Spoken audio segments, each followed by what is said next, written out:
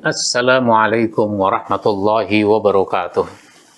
Saudaraku kaum muslimin yang dimuliakan Allah Subhanahu wa taala, kita lanjutkan kajian kita, bahasan kita, belajar karakter dari para nabi.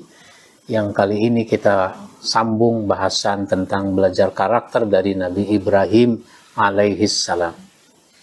Sekarang yang ke-9, yaitu sanggup berkorban. Bukan cuma mau berkorban, tapi sanggup berkorban.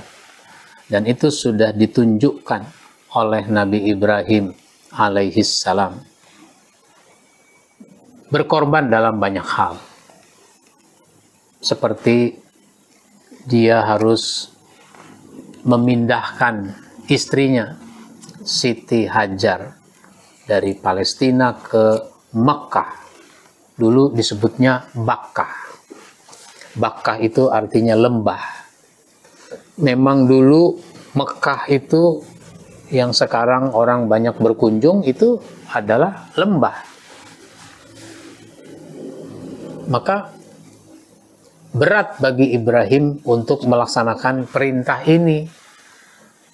Karena ini ada resikonya.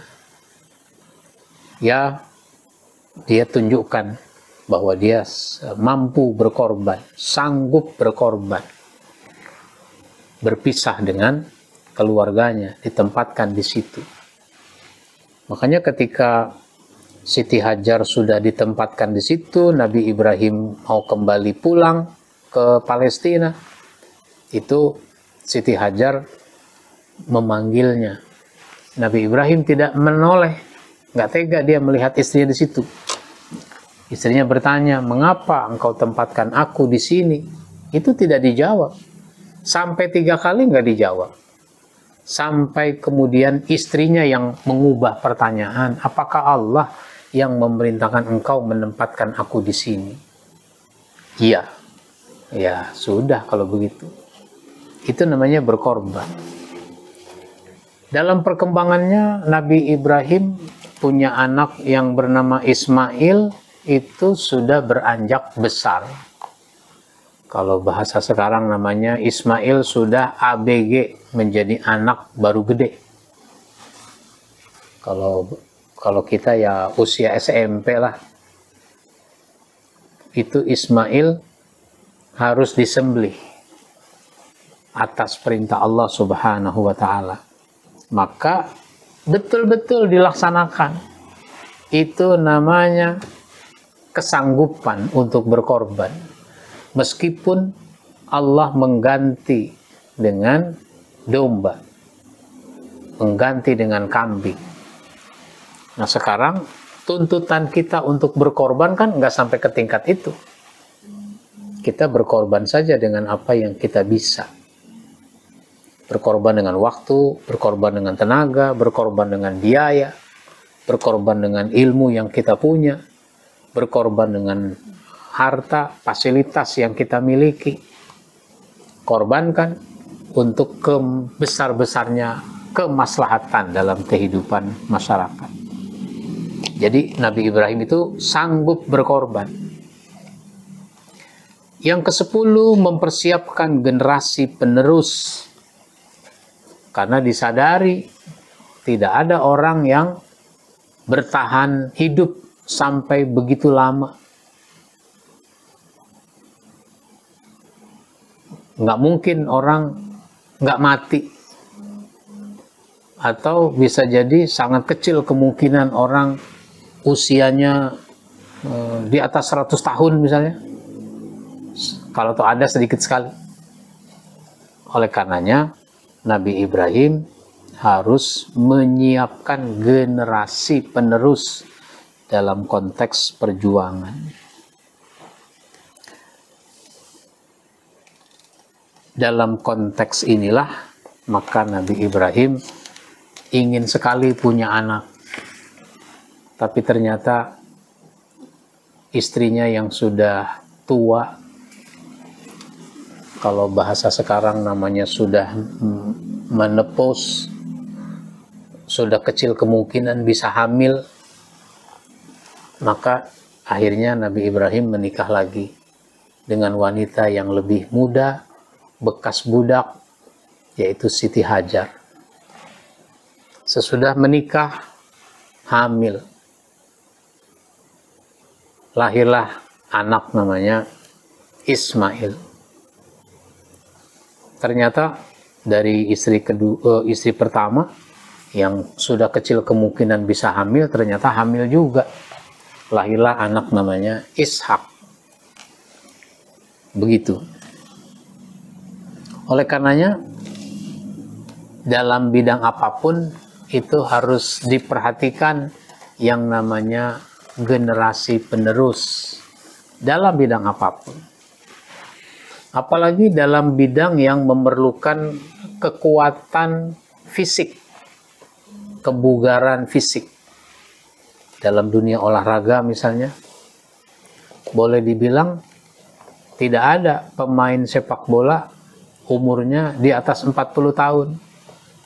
1-2 ada, tapi umumnya enggak. Ada yang 38 sudah berhenti main sepak bola. Ada yang 37 udah berhenti main sepak bola. Karena secara fisik sudah tidak memungkinkan. Nah, kalau dalam dunia sepak bola orang melakukan kaderisasi, pembinaan penyiapan generasi berikutnya, kenapa dalam konteks perjuangan kita tidak memperhatikan kaderisasi? Jadi ini sesuatu yang harus mendapat perhatian, belajar dari Nabi Ibrahim alaihissalam. Yang ke-11 yaitu baik sangka kepada Allah. Nabi Ibrahim baik sangka kepada Allah, dan ini pun diikuti oleh keluarganya. Sebagaimana kita ketahui, Nabi Ibrahim diperintah oleh Allah untuk memindahkan Siti Hajar dan bayinya Ismail ke Mekah. Tentu berat bagi Ibrahim harus menempatkan istri dan anaknya di situ. Kenapa? Dia tahu kalau tempat itu adalah tempat yang belum berpenghuni. Nggak ada orangnya, nggak ada binatang, nggak ada tumbuh-tumbuhan, bahkan air juga tidak ada. Bagaimana harus hidup di situ? Tapi karena ini perintah, ya dilaksanakan. Dia baik sangka pada Allah. Nggak mungkin Allah bermaksud buruk. Sesudah diantar Siti Hajar, Ismail, Ibrahim kemudian sudah cukup istirahat. Dia mau kembali lagi ke Palestina. Maka seperti yang sudah kita ceritakan, Siti Hajar bertanya, "Mengapa engkau tempatkan aku di sini?" Itu tidak dijawab, meskipun sudah 3 kali dia bertanya. Bahkan ditoleh pun tidak oleh Nabi Ibrahim. Kenapa enggak ditoleh? Dia enggak tega melihat istrinya, anaknya di situ. Lalu Siti Hajar mengubah pertanyaan. Apakah Allah yang memerintahkan engkau menempatkan aku di sini? Ya, Allah. Ya sudah, itu namanya baik sangka kepada Allah. Nggak mungkin Allah punya maksud buruk. Nabi Ibrahim baik sangka pada Allah, istrinya juga baik sangka kepada Allah. Sehingga dengan baik sangka itu terlaksana apa yang diperintah oleh Allah, meskipun perintah itu sesuatu yang berat. Ini pelajaran berharga yang luar biasa dari Nabi Ibrahim alaihissalam. Dia sanggup berkorban, mempersiapkan generasi penerus, lalu dia berbaik sangka kepada Allah sebagai modal yang sangat berharga di dalam hidup ini. Insya Allah nanti kita sambung lagi pada episode berikutnya, masih tentang belajar karakter dari Nabi Ibrahim alaihissalam. Demikian dari saya. Wassalamualaikum warahmatullahi wabarakatuh.